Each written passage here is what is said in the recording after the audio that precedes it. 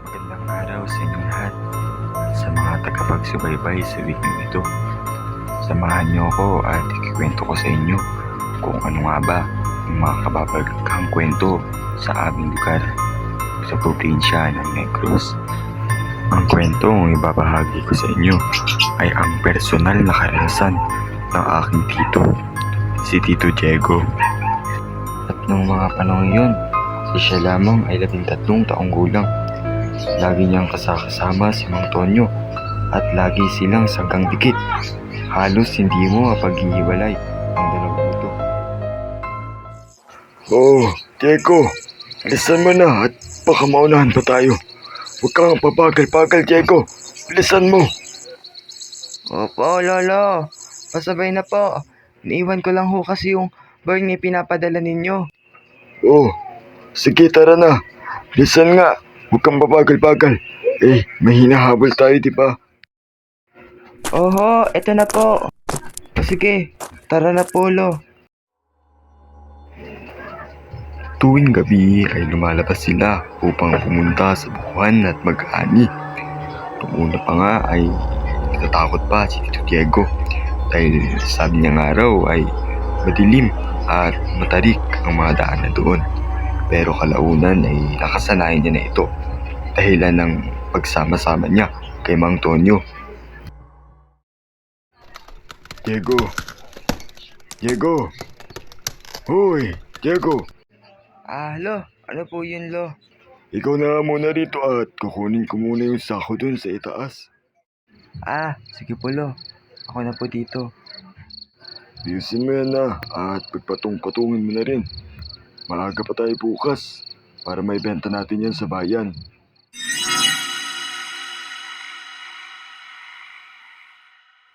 Pasado alaunan na rin ng madaling araw nung nakauwi sila Tito Diego at Mang Tonyo.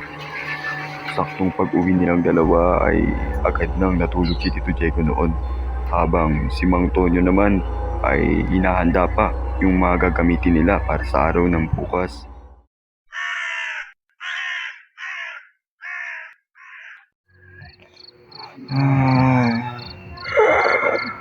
Ayun, nakakaantok na naman.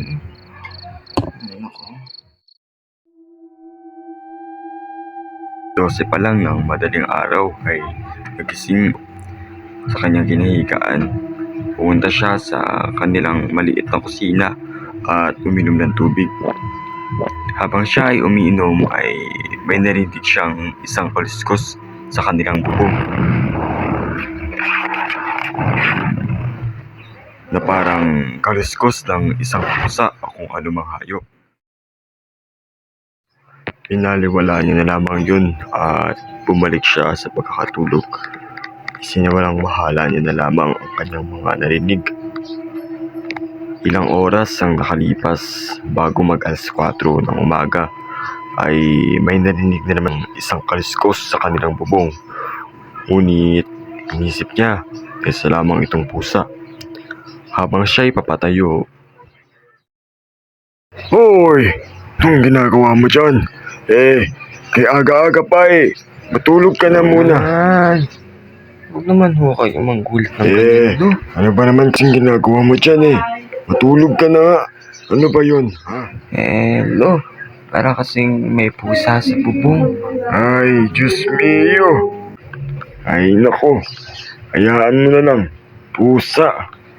Oh, siya. Matulog na at maaga pa tayo bukas makalipas ang ilang araw ay naulit-uli ang pangyayari ngayon. Bumakas ang kalabog at parang ang kanilang bubong ay nabubutas na. Doon na niya sinubukang lumabas at naglakas loob silipin kung ano nga ba ang kakaibang nilalang na nag-iingay at nagkakaliskos sa kanilang bubong. Siya'y nagulat at napasigaw nang may nakita siyang isang nilalang na nakatayo at nakapatong sa ibabaw ng kanilang bubong.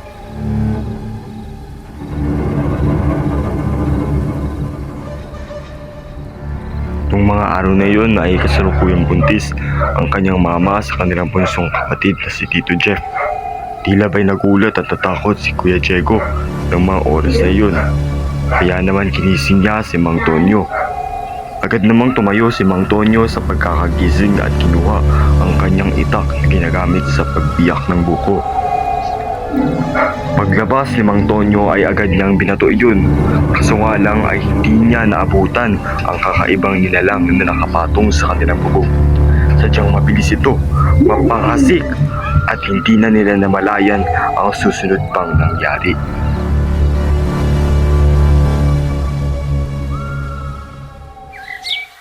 Kinabukasan ay nalaman ng mga kapitbahay ang nangyari kina Tito Diego. Kaya naman ang ilan sa kanila ay nabahala, nakaramdam ng takot at kaba. Ang iba pa nga ay nagsitaasan ng mga kanilang mga balahibo dahil sa narinig nilang kwento na galing kay Mang Tonyo.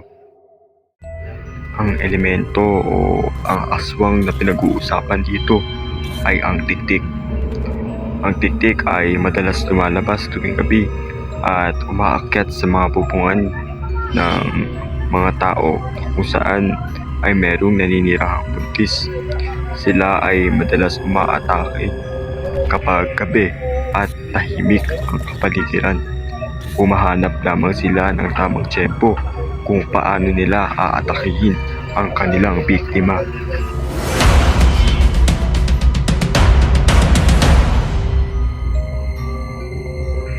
Marahil tayo ay hindi maniniwala sa mga gantong kwento. Ngunit marami na ang mga naging saksi. Marami nang nakakita at nakaranas ng mga ito. Kaya habang nagkikwento sa akin si Tito Diego ay talagang ramdam ko at kaba. Kahit hindi man ako yung nakaranas ng ganoon ay ramdam na ramdam ko talaga kung paano siya kabahan ng mga oras na yun. Dahil ako mismo ay tumataas na ang aking mga balahibo at halos hindi ko na rin magalaw ang aking mga katawan sa sobrang takot. Mga kaibigan, dito na po nagtatapos ang ating storya. Maraming salamat po sa pakikinig.